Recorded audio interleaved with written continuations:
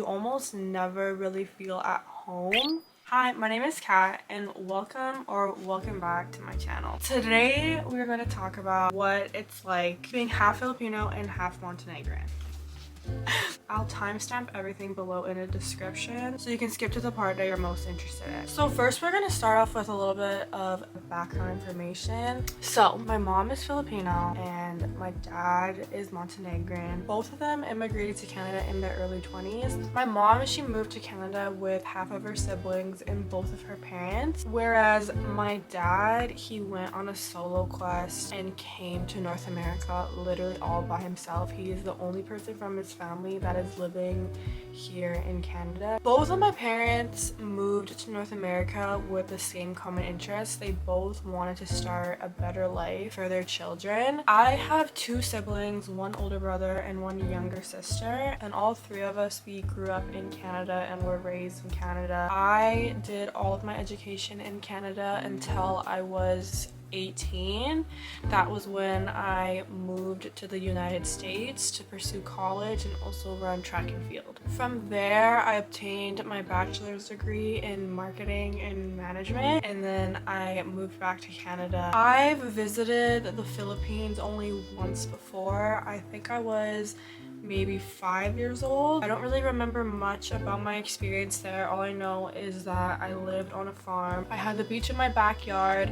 We lived in a 3-story house, and I also had a pet chicken. But I've been to Montenegro 3 or 4 times. The last time I was there was in 2016. My full name is Katarina Vlahovic, and for most people who are familiar with Eastern European culture, I would say that my name kind of gives you a little bit of a hint on what my ethnicity is, because when people see my face, it doesn't really match up entirely with my name. When people see my name and then they see my face, they get a little bit confused. I wouldn't say that I look Serbian. I definitely have Asian features. Overall, I would say that I see myself now as somebody who is racially ambiguous to most people. So growing up, I wouldn't say that it was that hard for me to make friends, especially since Canada is known for being so diverse. So from that, I never thought as a child growing up that I was different from my peers. For this reason also, that is why later on in life I found myself most comfortable in bigger cities. However, I have never met anybody that is the same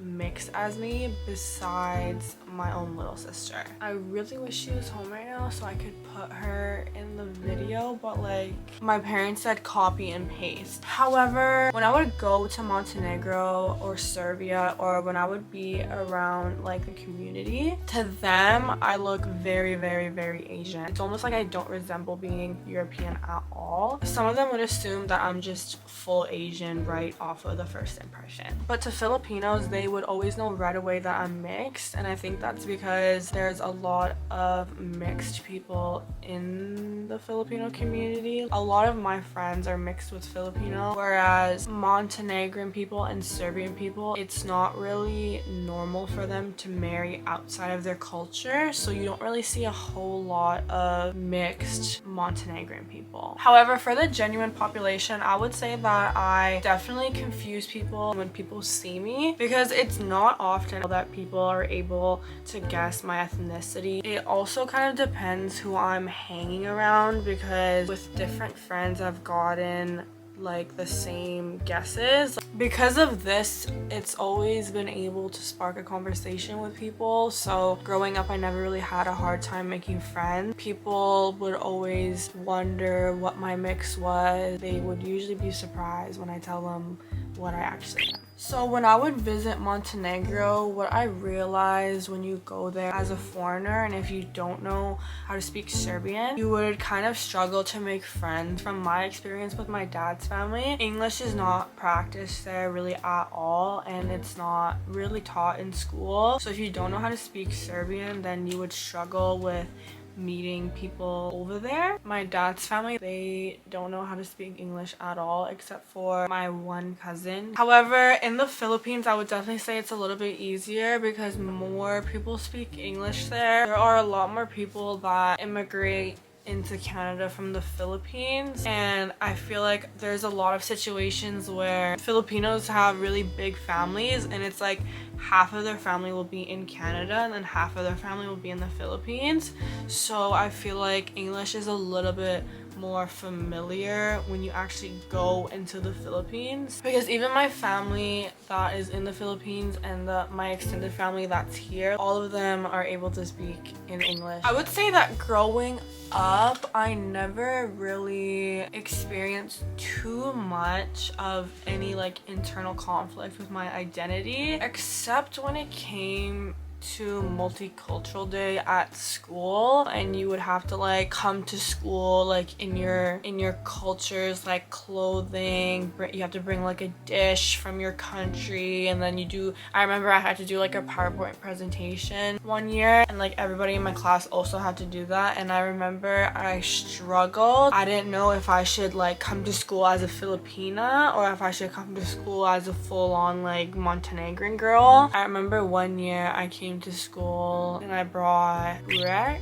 and everybody was like, ew, what's that? And then from there, like, I had a little bit of trauma because I'm like, why am I the only girl that has gross food? And I love eating this food and all my friends think it's gross. So I would say that is probably one of the only experiences that I have where I knew that I was a little bit of a weirdo. Being someone that is biracial, there are a couple of questions that I normally frequently get asked, so I'm going to address them in this part of the video. The number one question that I get probably 9.5 out of 10 times that I meet somebody new, they always ask me, which side do I identify more with? That question like secretly annoys me because there's absolutely no way that I can identify more with one side. I grew up only ever knowing that I was both cultures, and I only ever identified as both, and who I am was always somebody that was just both. And for some reason, like, people don't accept that answer. They always want me to pick one or the other, and I literally just can't.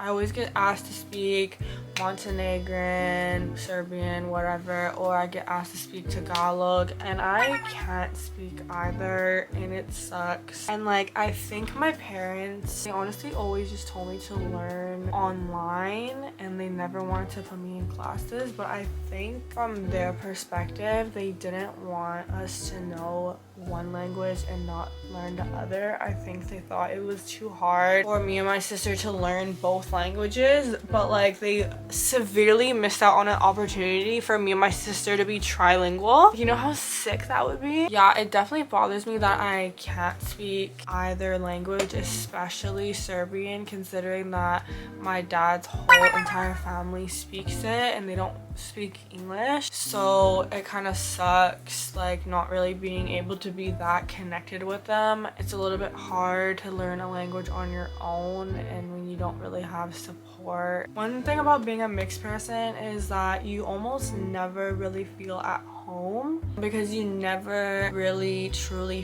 fit in with either side of your family. I personally have never felt Filipino enough. I've never felt Montenegrin enough. There's always just something that holds me back from ever feeling like I could fully be like accepted into either culture, and it's always because I'm mixed. Whenever I'm with like either community, I always feel like a foreigner that's like just visiting. I never fully feel like a part of anything because of how I also grew up in Canada, and I never like actually grew up in the culture, if that makes sense. Like, I grew up honestly like really whitewashed, so I don't have like roots that deep like people who are monoracial do. I remember growing up, that kind of sucked feeling that way. In general, my parents are like not really good at explaining things because of the English language barrier. I think also my parents just struggled with embracing both cultures in the house, and I think like my parents tried their best with that. It's a really weird about some pros and cons of being a mixed person. Starting with the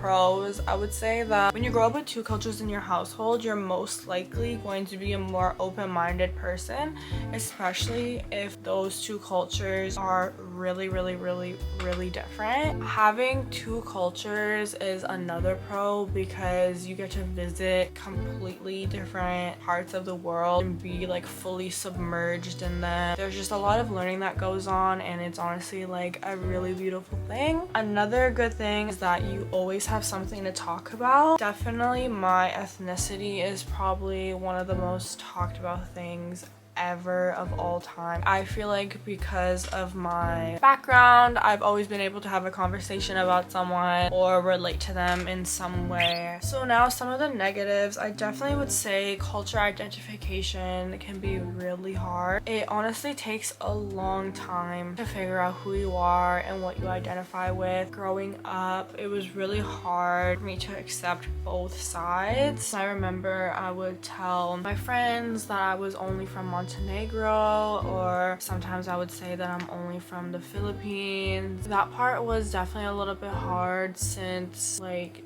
people sometimes don't want to accept that you're two cultures at once. People most of the time only want you to say that you're just one. For some reason, it's so weird. Why do people do that? Like, since I can't speak either language, it really sucks. I feel like to be accepted to any culture, a really big part of that is knowing the language. I don't know, but yeah, being mixed, it can be difficult sometimes because society will just push you into a box unknowingly. There were a lot of instances where I didn't feel like I was Filipino enough, I wasn't Serbian enough, so I think as I grew older, I just began to accept those parts of me. Who I am today, I'm so happy with who I am. I love that I'm a mixed person. I love that I can grow up and live my life knowing that I can embrace and love both. Hopefully one day on this channel you'll see a Montenegro vlog or a Philippines vlog. If you have any questions, please leave them in the comments below or send me a DM because I will for sure answer, and I will see you guys in the next video.